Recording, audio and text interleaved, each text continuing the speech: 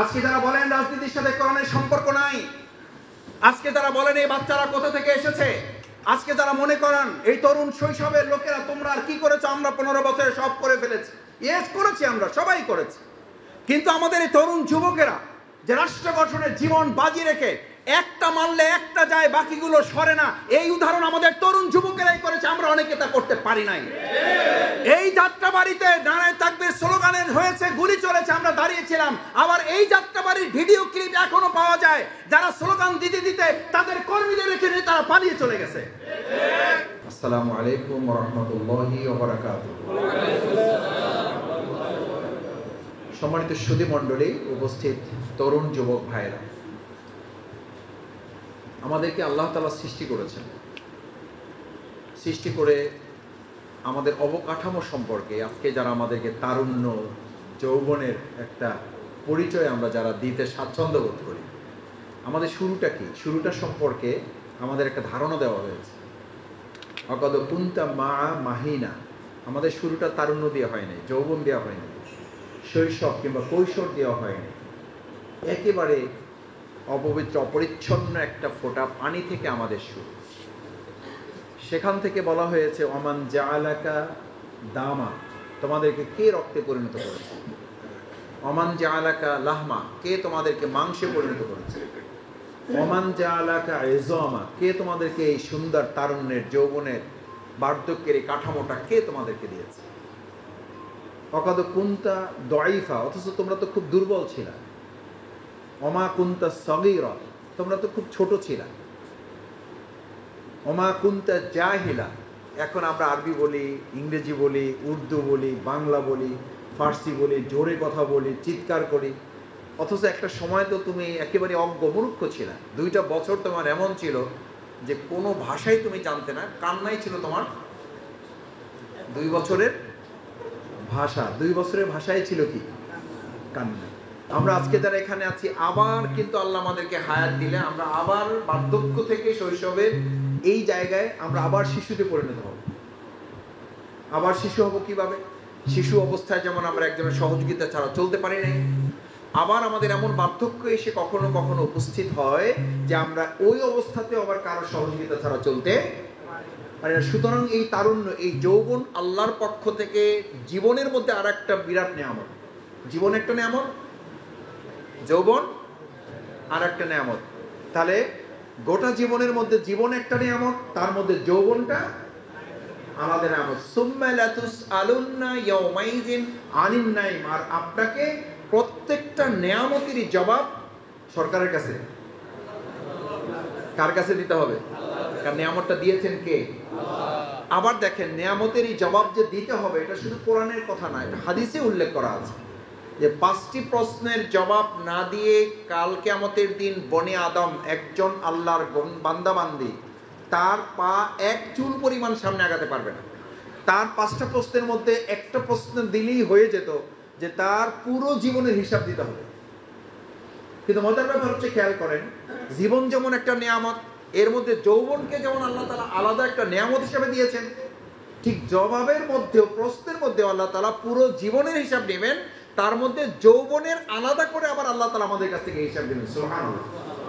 তাহলে যৌবনের মর্যাদা, সম্মান যত বেশি, তার দায়িত্ব তত কম। আমাদের সমাজে নিয়মটা কি? যার সম্মান, যার মর্যাদা যত বেশি, তার মর্যাদা সম্মানের আলোকে দায়িত্ব কম না বেশি? তাহলে যে আল্লাহ তাআলা জীবন দিয়েছেন, যে আল্লাহ তাআলা এই চমৎকার নিয়ামতে ভরা যৌবন দিয়েছেন, সেই যৌবন প্রাপ্ত ভাইদের যারা আমরা অতিক্রম করার সুযোগ পেয়েছি, আমাদের দায়িত্ব তত কম না বেশি?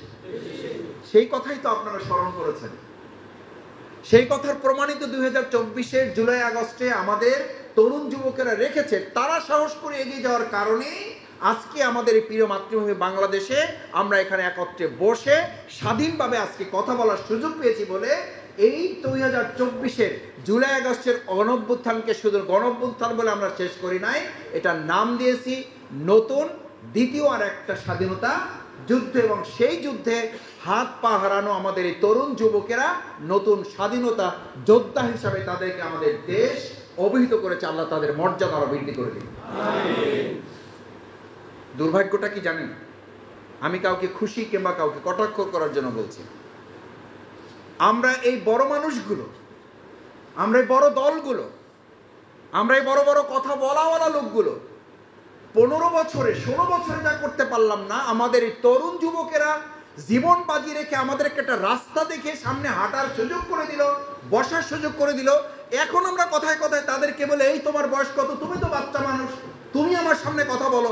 আমাদের জাতির জন্য দুর্ভাগ্য, এই তরুণ যুবকদের অপমান, অসম্মান, অমর্যাদা করলে আমাদের উপর আবার সেই 25 বছরের, আবার সেই 15 বছরের লানত আমাদের উপর এসে যাবে। আমি সতর্ক হতে বলবো আমাকেও।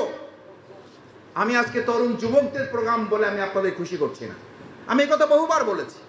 গোটা পৃথিবীতে যত জায়গায় যত পরিবর্তন হয়েছে, শুধুমাত্র আমাদের দুনিয়ার বিবেচনায় না, ইসলামের বিবেচনায়।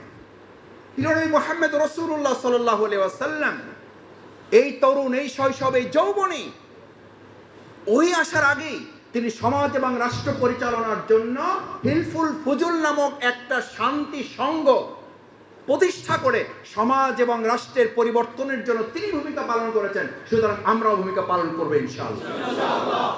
শুধু তিনি ভূমিকা পালন করেন নাই, এই তারুণ্য, এই যৌবন, এই শৈশবে হযরত আলী রাদিয়াল্লাহু তাআলা রাসূল করিম সাল্লাল্লাহু আলাইহি ওয়াসাল্লামের কাছে গিয়ে তার হাত চিকন, আজকে যাদেরকে বাচ্চা বলে কটাক্ষ করি আমরা, আজকে যাদেরকে জিজ্ঞেস করি তোমার বয়স কত, তোমরা কারা, কোত্থেকে এসেছো, এই প্রশ্ন যারা করি, আমি মনে করি ইতিহাসকে তারা লাঞ্ছিত করেন, ইতিহাসকে তারা অস্বীকার করেন। 2024-এর জুলাই আগস্টের গণ অভ্যুত্থানের তার সাথে তারা বেঈমানি বিশ্বাসঘাতকতা করেন। এটা করা বন্ধ না করলে ইতিহাসের পুনরাবৃত্তি ঘটতে কিন্তু সময় লাগে না। কেন বলছি? আলী রাদিয়াল্লাহু তাআলা কামজ দুর্গ বিজয়ের জন্য রাসূল করিম সাল্লাল্লাহু আলাইহি ওয়াসাল্লাম সবাইকে যার যা যেভাবে যতটুকু প্রয়োজন ছিল দিয়েছেন।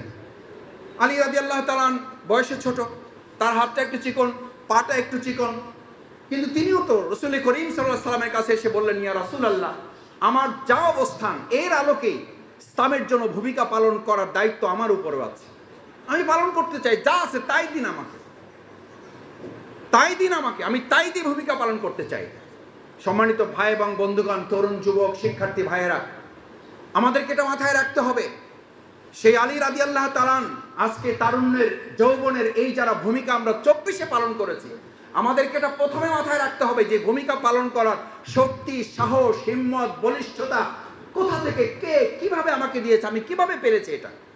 আমাকে এটা যদি মাথায় না রাখি, তাহলে আজকে যারা আমাকে বাচ্চা, আজকে যারা আমাকে ছোট ছেলে, আজকে যারা কোত্থেকে এসেছি, তুমি কে, এই পরিচয় যারা জানতে চায়, আমার প্রতিও আমি যেন অবিচার করে না ফেলি যে আমার এই শক্তি, সাহস, হিম্মত, বলিষ্ঠতাটা কোথায় পেয়েছি, তার উৎস সম্পর্কে আমাকেও জানতে হবে। এটা আমাকে কে দিয়েছেন? আল্লাহ। কে দিয়েছেন? আল্লাহ। আলী রাদিয়াল্লাহু তাআলা যুদ্ধে গিয়েছেন, কামজ দুর্গ বিজয় হয়েছে, শত্রু বাহিনীকে পরাজিত করা হয়েছে। যেমন 2024-এর জুলাই আগস্টে আমাদের তরুণেরা, যুবকেরা উই ওয়ান্ট জাস্টিস, নারায়ে তাকবীর, আল্লাহু আকবার স্লোগান দিয়ে আমাদের সেই পরাজিত শক্তিকে পরাজিত করেছে। সেই শক্তি আমাদের উৎস, আধার।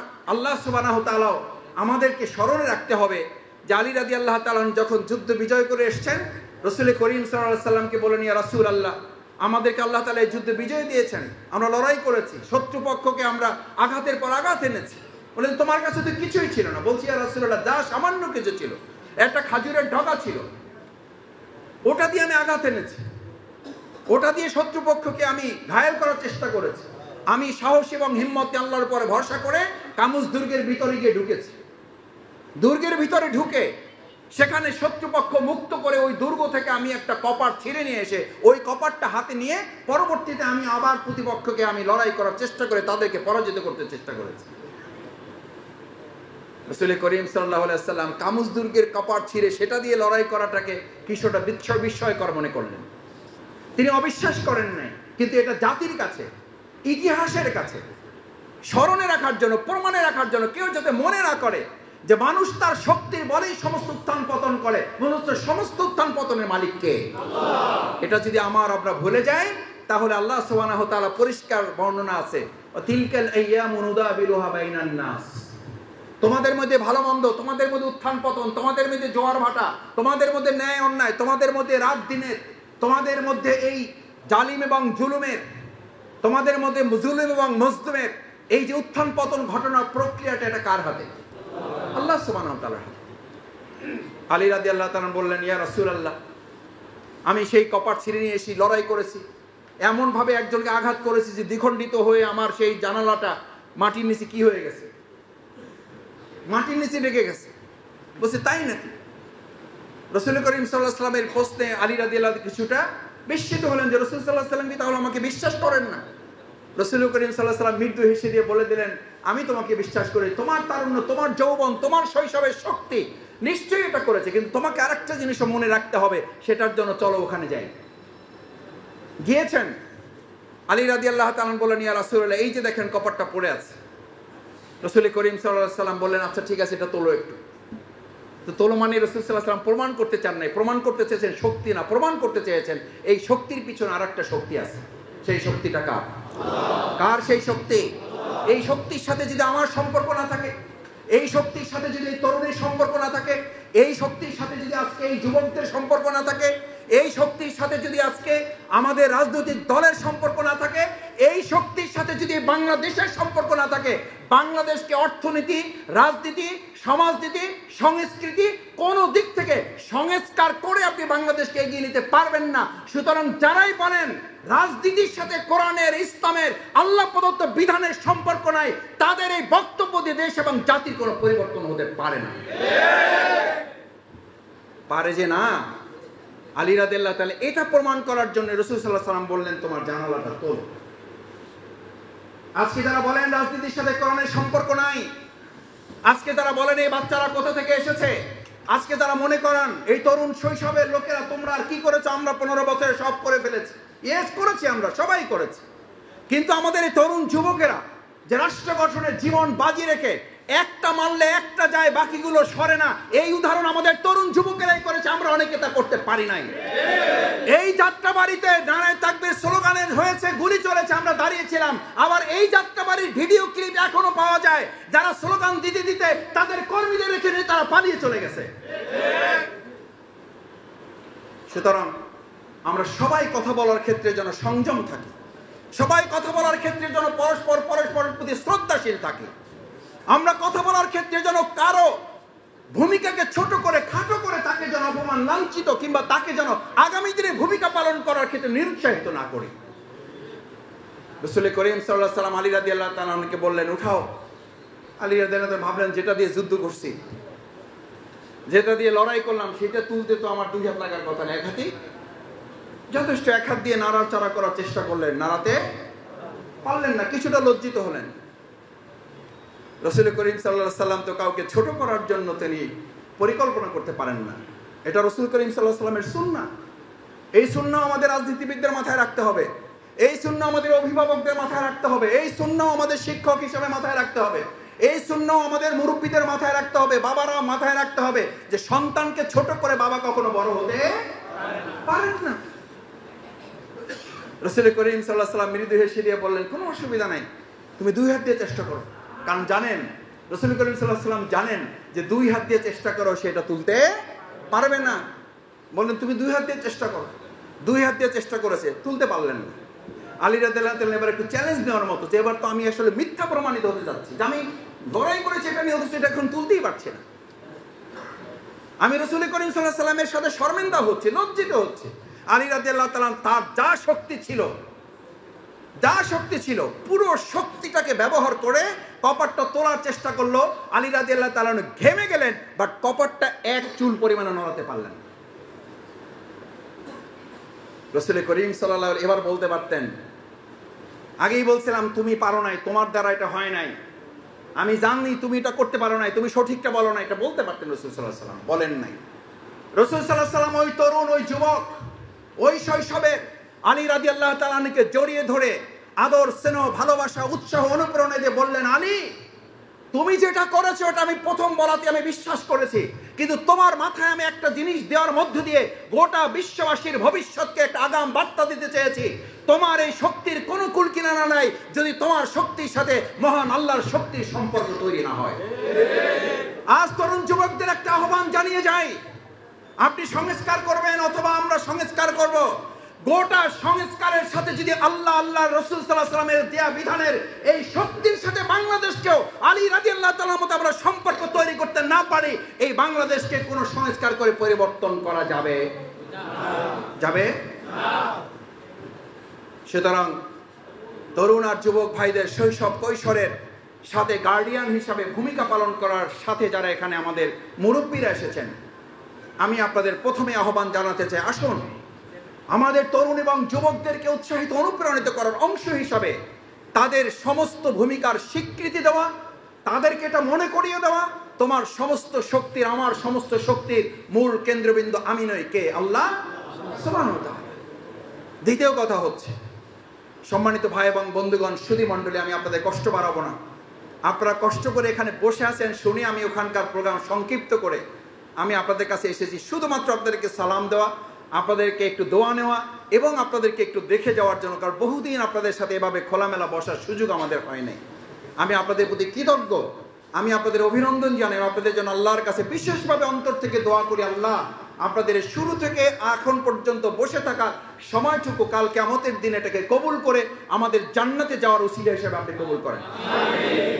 দ্বিতীয় যে কথাটি আমি আপনাদেরকে বলতে চেয়েছিলাম, সম্মানিত সুধী মণ্ডলী, ভাই বন্ধুগণ, আমার তরুণ এবং যুবকেরা, আমাদের এই প্রিয় মাতৃভূমি বাংলাদেশ, এটাকে গড়ার জন্য আমাদের ভূমিকাটা কি হবে?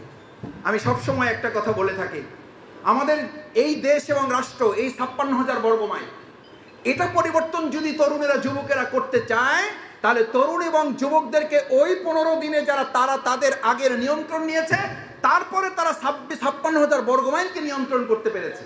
আমি তরুণ যুবকদের কাছে অনুরোধ জানাতে চাই, এই মিডিয়ার মাধ্যমে, এই সামাজিক যোগাযোগের মাধ্যমে, এই এখানে কয়েকশো আমাদের সম্মানিত সুধী মণ্ডলের মাধ্যমে, যদি সেদিন আপনারা আপনাদের নিয়ন্ত্রণ করে গুলির মুখে জীবন দেব, তবু আমরা নতি স্বীকার করব না। আমাদেরকে যদি আজ সিদ্ধান্ত নেই যে আমরা আমাদের জীবন পরিবর্তন করব, তারপরে আমাদের ৫৬,০০০ বর্গ মাইল আমরা পরিবর্তন করতে বাধ্য করব, তাহলে ওই ১৫ দিন আপনারা যেমন সিদ্ধান্ত নিয়ে আমাদের জীবন পরিবর্তনে সফল হয়েছেন, জমিন পরিবর্তন আল্লাহ একটা উদাহরণ হিসাবে বিজয় দিয়েছে, আমরাও যদি আমাদের আজকের জীবন পরিবর্তনের সিদ্ধান্ত নিতে পারি, তাহলে আমাদের এই জমিন পরিবর্তন কে করে দিবেন? আল্লাহ করে। তাহলে আগে জমিন না আগে জীবন? আগে কি পরিবর্তন? রাসূল করিম সাল্লাল্লাহু আলাইহি ওয়াসাল্লাম আগে সোনার মদিনা করেছেন না আগে সোনার মানুষ করেছেন?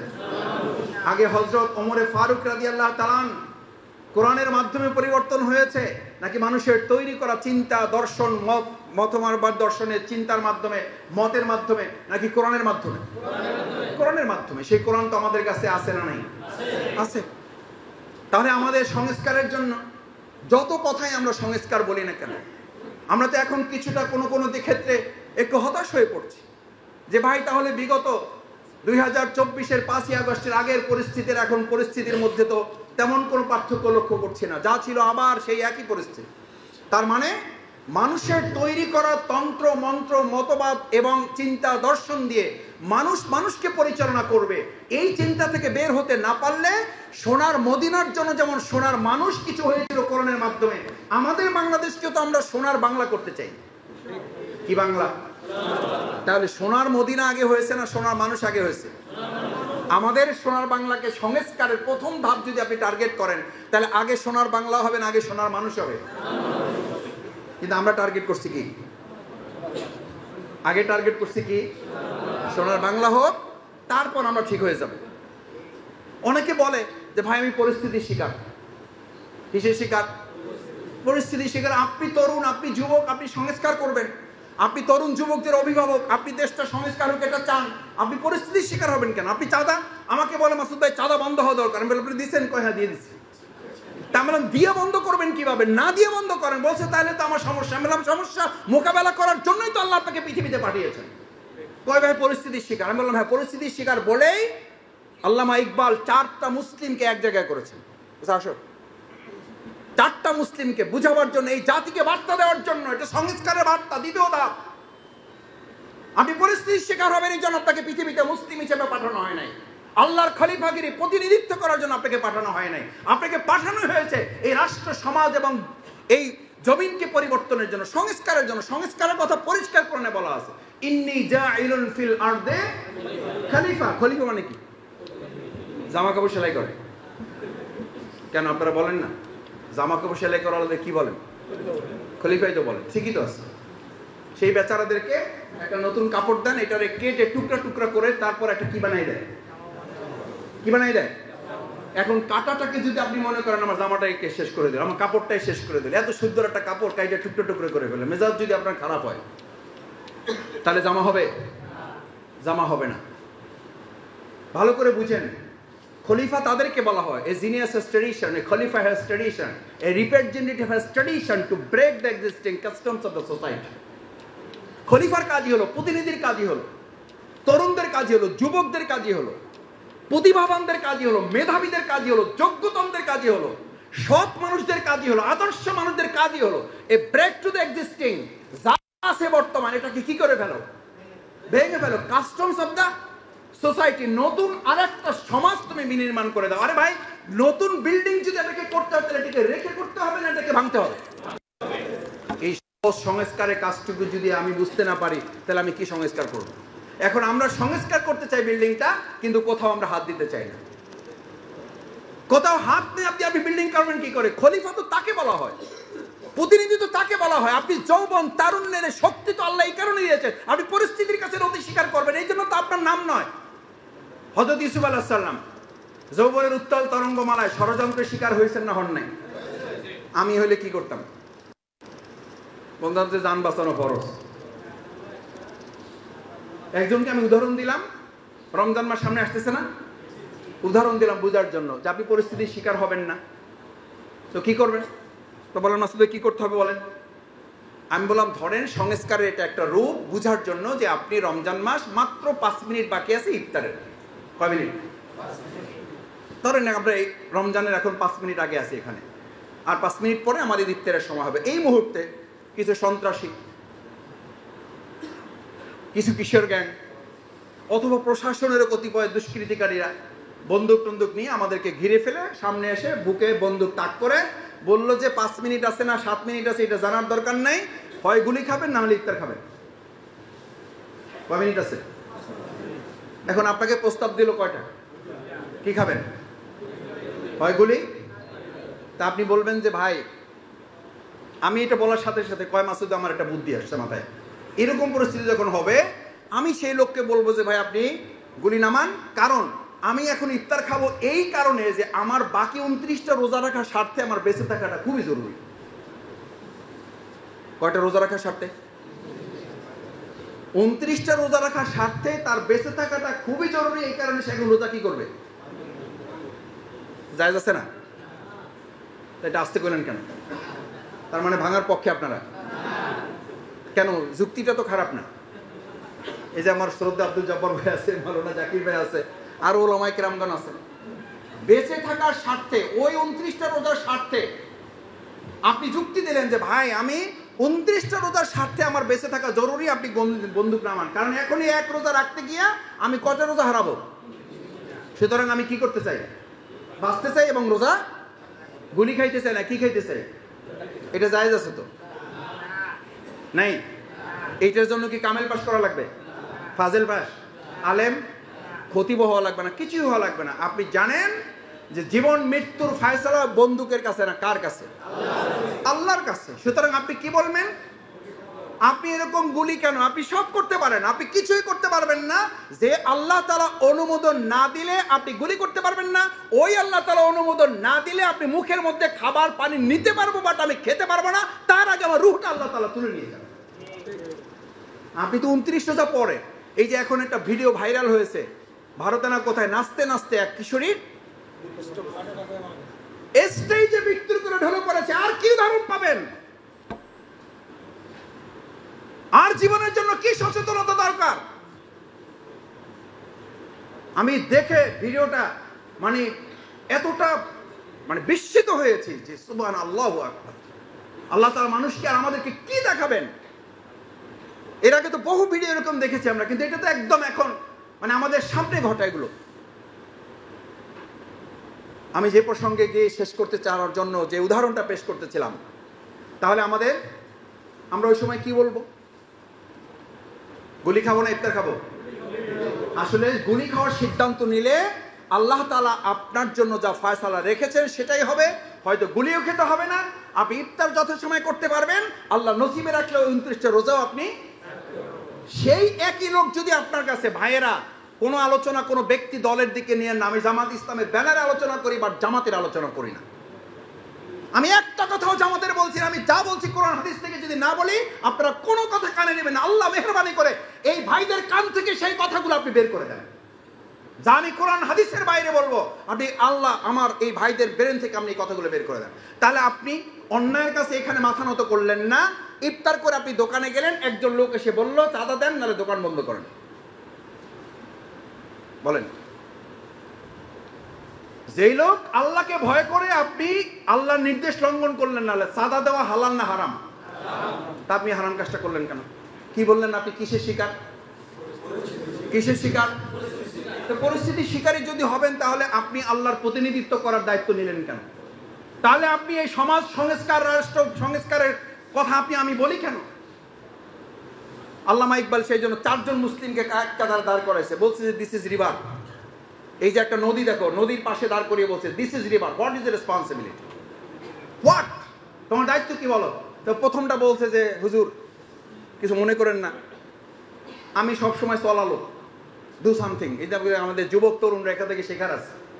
আমাদের তরুণ যুবকরা সবসময় মোবাইল হাতে টিপে আর বলবে কি কিছু একটা করি ভাই, কিছু একটা করতেছি, ডু সামথিং, কিছু একটা করো। আর হাদিস কি বলছে? জব্বার ভাই কিছু একটা করতে বলছে, বলছে ভালো কিছু করো, না হলে চুপ থাকো। জাকির ভাই হয় ভালো কিছু করো, না হলে চুপ থাকো। এখন আমাদের স্লোগান কি? ডু সামথিং, কিছু একটা করো, ভালো হোক মন্দ করতে থাকো। মানে আমি কিছু একটা করতেছি, দিস ইজ মাই ডাইনামিজম। এটা আমার আধুনিকতা, ইসলাম এটা বলে নাই। আল্লামা ইকবাল বললো এটা গর্দব, এটা তো অথর্ব, এটা মিনিংলেস, যা গো ব্যাক, তোমার এতে কিছু হবে না। চলতে থাকাই কাজ না, চলার একটা উদ্দেশ্য থাকতে হবে। এটা পাঠাই দিয়েছে। 2 নম্বরটা নিয়ে আসছে। এই 4টাই কিন্তু মুসলিম, ভালো করে বুঝতে হবে, তরুণেরা, যুবকেরা, অভিভাবকেরা। সেকেন্ড মুসলিমটাকে নিয়ে আসছে, দাঁড়াও, this is river, what is responsibility, তোমার কাজ কি বলো? নদীকে সামনে রেখে তোমার দায়িত্ব কি? হে মনে করছে আগে যেহেতু চলার কথা বলছে, আমি একটু থামার কথা বলি, তাহলে হয়তো আমি কি হব, আমি হয়তো উত্তীর্ণ হব পরীক্ষায়। তো সে খুব সাহস করে বললো যে হুজুর আমি চলা টলার লোক না, আমি সোজা এই স্রোতের মাঝখানে খামি দিয়ে দাঁড়াই থাকবো। খামি বুঝেন? বরিশালে যারা তারা বুঝবেন, মানে আট্টু দিয়ে বয়ে থাকা আর স্টিল হয়ে মজবুত ভাবে দাঁড়িয়ে থাকা। আমি স্রোতের সাথে কি করবো না, আপোষ করবো না। আমি চলা লোক না, আমি এখানে সোজা দাঁড়িয়ে থাকবো। আল্লামা একবার বললেন এটা তো আরো অথর্ব একটা গর্দব টাইপের লোক। কারণ স্রোতের সাথে দাঁড়িয়ে থাকা মানে হলো কিছুক্ষণ লড়াই করার পর সে দুর্বল হয়ে যাবে এবং স্রোতের সাথে আপোষ করতে বাধ্য হবে। নদীতে, খালে যারা গোসল করেছেন, উল্টা দিকে যাওয়ার জন্য কত সিদ্ধান্ত নিয়ে জীবনে যে ডুব দিয়েছেন, শেষে মাথা উঠে দেখছেন যেখান থেকে ডুব দিয়েছেন তার থেকে 1 হাত আগাইছেন না পিছাইছেন। এটা স্রোতের বৈশিষ্ট্য। আল্লামা একবার বললেন তুমি যাও, তোমার দিয়ে কোনো কাম হবে না, তুমি তো এটা আগেরটা আসছে, তুমি আর এক গ্রেডের গর্দব। 3 নম্বরটা মনে করছি কি যে বলা যায়, কি বললে আমি বাঁচতে পারবো। 3 নম্বরটা আসছে, হেতে এসে খুব সাহসের সাথে বলছে আমি চলবো না, আমি দাঁড়ায়ও থাকবো না, আমি স্রোতের সাথে উল্টা দিকে চলবো। আল্লামা ইকবাল বললেন যে সর্বনাশ, তো পুরো মাথা খারাপ একটা লোক। মুসলিম এত মাথা খারাপ হইতে পারে? আমাদের মধ্যে এরকম মাথা খারাপ হলো, তরুণ যুবক, মাথা খারাপ হওয়া যাবে না, হমিজিক্যাল হওয়া যাবে না। মাথা গরম করে সিদ্ধান্ত নিয়ে সব করে ফেলবো, উল্টাই দেবো, এই চিন্তা করা মানে একটা বোকামির জিন্দেগি। আল্লামা ইকবাল সেই উদাহরণটা পেশ করলেন, বললেন নো, তুমি এটা করতে পারো না। স্রোতের বিপরীতে চলার সিদ্ধান্ত তোমার জন্য সব সময় কাঙ্ক্ষিত নয়, তুমি এটা পারবে না। বললো যে হুজুর তাহলে মাফ করে দেন, গেলাম, কি আর করবো। চতুর্থটা আসছে, মনে করলো যে কি আর করবো, একটা তো বলতে তো হবে। এই যে খুব বুদ্ধি করে বলছে তা না, মনে করছে চলাও যাচ্ছে না, থাইমেও থাকা যাচ্ছে না, আবার উল্টা দিকে গেলে তাও বোকামি হচ্ছে, তাহলে করবোটা কি? সে একটু সাহস হিম্মতকে দাঁড়াইয়া মজবুতির সাথে বললো যে হুজুর আমি একটা কথা বলি, আমি পারবো না জানি না, আমার উত্তরটা হইতেও পারে নাও হইতে পারে, আপনার পছন্দের জন্য বলছি না, আমার মাথায় সেই জন্য বললাম, আমি চলবো না, দাঁড়াই থাকবো না, স্রোতের উল্টা গতিতে আমি মাথা গরম করে চলে নির্বুদ্ধিতার পরিচয় দেব না, আমি চেষ্টা করব স্রোতের গতিটাকেই পাল্টে দেওয়ার জন্য। সুবহানাল্লাহ। সংস্কারের দায়িত্ব কর্তব্য যুবকদের, তরুণদের, অভিভাবকদের আজকে স্রোত যেদিকে চলছে এদিকে চলাটা খুব বুদ্ধিমানের কাজ না। এটার জন্য কোনো শক্তি লাগে না, এটার জন্য কোনো মেধা লাগে না, এটার জন্য যোগ্যতা লাগে না, চরিত্র লাগে না, আদর্শ লাগে না। আর বাংলাদেশের এই বর্তমান চলমান স্রোতের গতিটাকে উল্টে দিয়ে আমরা আল্লাহ আল্লাহ রসুলের সুন্দর একটা গতি বাংলাদেশে নিয়ে আসতে চাই। রাজি আছি ইনশাআল্লাহ? ইনশাআল্লাহ রাজি আছেন? এটার নাম সংস্কার। এটার নাম সংস্কার। সংস্কার করতে গেলে সামনে বহু অন্ধকার দেখা যায়। ইউসুফ আলাইহিস সালাম এরকম অন্ধকার দেখেছিলেন। কয়টা দরজা বন্ধ ছিল? কয়টা বন্ধ ছিল? 7টা দরজা বন্ধ। এটা জানার পরেও তিনি মনে করেছিলেন সংস্কারে, পরিবর্তনে, আত্মসমর্পণ না করে পরিস্থিতির শিকার হওয়া এই কথা মুসলিমের নয়, এই কথা আল্লাহর বান্দার নয়, এই কথা তরুণের নয়, যুবকের নয়, শৈশবে কৈশোরে উত্তীর্ণ লোকদের এই কথা হতে পারে না। আমি পরিস্থিতির শিকার। তারা বলবে 7টা দরজা বন্ধ ঠিকই আছে, ওই দরজার পর্যন্ত যাওয়ার যতটুকু জায়গা ওইটুকু সামর্থ্য আল্লাহ আমাকে দিয়েছেন, আমি ওই সামর্থ্যটুকু শেষ করব, তারপরের জায়গাটুকু খুলে দেওয়ার দায়িত্ব কার? আপনি আপনাকে সংস্কার করার দায়িত্ব নিন। 3.5 হাত বড় সংস্কারের দায়িত্ব আপনি নিন। আমি আপনাকে কথা দিচ্ছি আল্লাহ আল্লাহ রসুল সাল্লাল্লাহু আলাইহি সাল্লামের বক্তব্য অনুযায়ী আপনি 3.5 হাতের সংস্কারের সিদ্ধান্ত নিন। তরুণেরা, যুবকেরা আজকে এই সিদ্ধান্তটিকে নাকি বাড়ি ফেরাও। আমি আস্থার সাথে বলছি আল্লাহ 56,000 বর্গ মাইলকে সংস্কার করে দেবেন। আমাদের দায়িত্ব কতটুকু? আমাদের কতটুকু? এই 3.5 হাতের মালিক আপনি আছেন না নাই? এইটুকুকে সংস্কার করেন না আগে। এইটুকু সংস্কার করা সহজ? এইটুকু সংস্কার করা কঠিন নাকি 56,000 কঠিন? তাহলে 3.5 হাত অপেক্ষাকৃত 56,000-এর চেয়ে সহজ তো নাকি? সহজ। কিন্তু রাসূল করিম সাল্লাল্লাহু আলাইহি ওয়াসাল্লাম 56,000-এর চেয়ে 3.5 হাতকে সংস্কার করাটাকেই কি বলেছেন? সমস্ত যুদ্ধ শেষ করে এসে বলেছেন এবার যুদ্ধটা কার সাথে? এবার যুদ্ধটা কার সাথে? আমার তরুণেরা, আমার যুবকেরা শুধু নয়, প্রত্যেকে এখানে যারা মুরব্বী আমি সহ আমরা আছি, প্রত্যেকে মাথায় নিয়ে যান। রাসূল করিম সাল্লাল্লাহু আলাইহি ওয়াসাল্লাম বদর শেষ করেছেন, উহুদ শেষ করেছেন, খন্দক শেষ করেছেন, আহজাব শেষ করেছেন। এবার সাহাবীদেরকে নির্দেশ দিচ্ছেন এবার বড় যুদ্ধের জন্য প্রস্তুতি গ্রহণ করো। সাহাবা আজমান কিরামগণ আমাদের মতো হইলে তো মাথা নিচের দিকে ঝুঁকায় বলতে আবার যুদ্ধ, আহা রে। আর তারা উঠে কিতাবুল মাগাজি যুদ্ধের বর্ণনায় পাওয়া যায়, উঠে তারা পরস্পরে কোলাকুলি করা, ঈদ মোবারক মতো ঈদের আনন্দ তৈরি হয়ে গেল। আবার কিসের ঘোষণা? আরে কপাল পোড়া তরুণ যুবকেরা, আজকে ভালো করে শুনে রাখো, যে মুসলিমরা এক সময় যুদ্ধকে তাদের বাসর রাত মনে করত, সেই যুবকেরা গোটা পৃথিবী শাসন করত। আর আজ যারা যুদ্ধের ময়দান ছেড়ে বাসর রাতকে বেছে নিয়েছে, আমাদের নাকে রশি লাগিয়ে পৃথিবী আজ ঘুরিয়ে বেড়াচ্ছে। আমাদের যদি মুক্তি পেতে হয়, আবার বাসর রাত ছেড়ে যুদ্ধের ময়দান কি বাসর রাত করে আমাদের বেছে নিতে হবে। এটা আমার কথা নয়, এটা জঙ্গি কথা নয়, এটা মুসলিমদের বৈশিষ্ট্য, এটা ইমানদারদের তরুণ যুবকদের একটা বৈশিষ্ট্য। 17 জন তরুণ যুবকেরা এই বাংলাকে স্বাধীন মুক্ত করেছে। কতজন? আর আমরা তো এখানে তার চেয়ে অনেক বেশি দরকার হয় না সংস্কারের জন্য, রাষ্ট্র কাঠামো পরিবর্তনের জন্য। কবি নজরুলের সেই জন্য খুব চমৎকার একটা সুন্দর কবিতার লাইন আছে, যুগ জামানা বদলে দিতে চায় না অনেকজন, এক মানুষই আনতে পারে জাতির জাগরণ।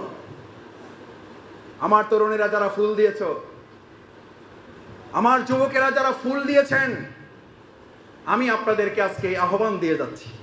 আপনারা ফুল দিয়েছেন, আমি আপনাদেরকে অনুরোধ রেখে যাচ্ছি, যদি এই সমাজ রাষ্ট্র সত্যি পরিবর্তন চাই, অন্তর থেকে যদি আমরা চাই পরিবর্তন হোক, তাহলে স্রোতের সাথে চলবো, দাঁড়িয়ে থাকবো, উল্টা দিকে যাব, নাকি বাংলাদেশের চলমান স্রোতটাকে আমরা পরিবর্তন করবো? ইনশাআল্লাহ। যদি তা পারেন, আমি আপনাদেরকে কথা দিয়ে যাচ্ছি, এই বাংলাদেশ বদলাতে বাধ্য, এই বাংলাদেশ বদলাবে ইনশাআল্লাহ। আমাদের তরুণেরা, যুবকেরা যে বাংলাদেশের জন্য জীবন বাজি রেখেছে। আমি আপনাদের শেষ সেন্টেন্সটা বলে বক্তব্য ইতি টানতে চাই। যেই যাত্রাবাড়ি থেকে সব দিক থেকে যখন আসার আর কোনো আলো ছিল না, আপনাদের প্রত্যেকের মনে আছে, গোটা বাংলাদেশে আর যখন কোনো আশার আলো ছিল না, তখন এই যাত্রাবাড়ির এই অঞ্চলের ভাইয়েরা আপনারা জীবন বাজি রেখে গোটা বিশ্বকে জানিয়ে দিয়েছিলেন গোটা বাংলাদেশ একদিকে, এই যাত্রাবাড়ির রাস্তা বিচ্ছিন্ন করে বাংলাদেশকে আমরা আরেকদিকে নিয়ে যাবই ইনশাআল্লাহ। যাত্রাবাড়ি সেই দিন আপনারা যেভাবে জীবন বাজি রেখে বাংলাদেশকে তার আসল গতিপথের দিকে নিয়ে গিয়েছিলেন, আপনাদের রক্তের কসম, আমাদের সেই শহীদদের কসম, আমাদের সেই হাত হারা ভাইয়ের কসম, আমার সেই চোখ হারা ভাইয়ের কসম, আপনাকে তার দিকে তাকিয়ে বাংলাদেশের বর্তমান প্রচলিত স্রোতের গতিটাকেও আমরা পাল্টে দিয়ে বাংলাদেশকে তার আসল পথের দিকে আমরা ধাবিত করব ইনশাআল্লাহ। এই হবে আজকের সংস্কারের মূল স্লোগান। তাহলেই আমরা একটা সুন্দর বাংলাদেশ পাবো ইনশাআল্লাহ। সেই প্রত্যাশা ব্যক্ত করে আমার কথা যদি কেউ সত্যি কষ্ট পেয়ে থাকেন, একেবারে না বুঝি বলেছে, সেটা একেবারে অসচেতনতার কারণে বলেছি, অনিচ্ছাকৃতভাবে শব্দটা ব্যবহার করেছি, আল্লাহর রাস্তায় ক্ষমা সুন্দর দৃষ্টিতে দেখবেন। কারণ আমি জানি এখানে শুধু জামাতের লোকের আসেন নাই, আমি জানি এখানে শুধু রাজনৈতিক দলের লোকের আসেন নাই, বিভিন্ন মত এবং পথের মানুষেরা যারা সুন্দর একটা বাংলাদেশ দেখতে চান তারা এসেছেন। সুতরাং কোনো কথায় যদি আঘাত পেয়ে থাকেন, আমি কোনো ব্যক্তি বা দলকে টার্গেট করে কোনো কথা বলার চেষ্টা করি না, আমি কথা বলার চেষ্টা করেছি আমার প্রিয় মাতৃভূমি বাংলাদেশকে টার্গেট করে, আমার দেশের সম্মানিত নাগরিকদের টার্গেট করে, আমার সেই যাত্রাবাড়ি অঞ্চলের মর্যাদাবান মানুষদেরকে টার্গেট করে, যারা সেদিন জীবনের ঝুঁকি নিয়ে বাংলাদেশের গতিটাকে পরিবর্তন করেছেন। আজ ঐতিহাসিক এই মুহূর্তে আপনারা আরেকবার ঝুঁকি নিয়ে বাংলাদেশকে তার আসল পথের দিকে আমরা ধাবিত করবো ইনশাআল্লাহ।